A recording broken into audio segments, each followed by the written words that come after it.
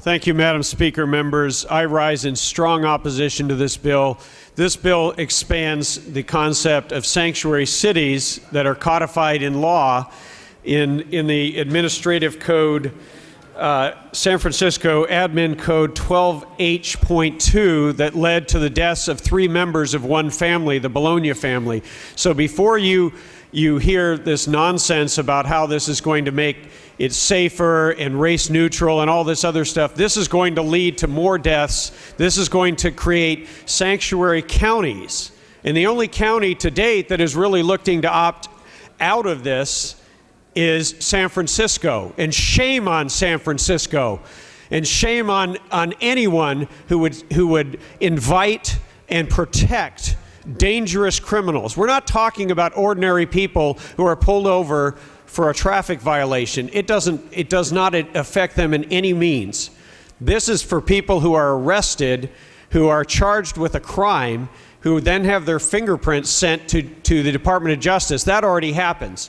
But furthermore, their fingerprints will now be shared with ICE, so that if they committed a crime outside of our state or outside of this country, such as the drug cartels, who are bringing in all kinds of dangerous criminals, 4,000 of whom roam our forests. Talk to the sheriffs about that. They all support this with the exception of one sheriff. And let me read, if I could have permission to read, a letter from Attorney General Brown.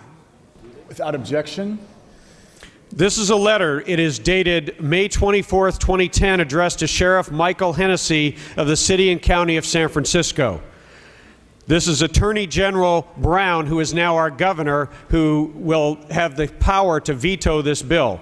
Because I think this program serves both public safety and the interest of justice, I am declining your request. When someone is arrested, the county forwards the fingerprints to DOJ, the identity of the person, determine his or her criminal history, and to discover outstanding warrants. As in every other state, the DOJ forwards the fingerprints to FBI. All this program does under secure communities is allow the fingerprints to be forwarded to ICE.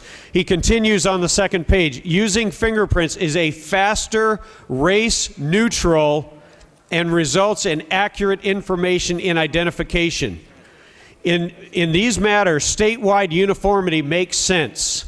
This is not simply a local issue. Many of the people booked in local jails end up in state prison or go on to commit crimes in other communities or states. I appreciate your concern, but I believe that working with the federal government in this matter advances important and legitimate law enforcement objectives. Sincerely, Edmund G. Brown, Jr., Attorney General. Back to my own time. I urge a no vote, but before I urge a no vote, I ask you one thing, members. I invite you to sit in the living room of Danielle Bologna, whose family was slaughtered by an illegal alien drug thug that was put back on the streets by San Francisco's sanctuary policy. And I urge you to think about what you would say to her if you could dare look into her eyes before you cast a vote supporting the expansion of sanctuary cities to sanctuary counties.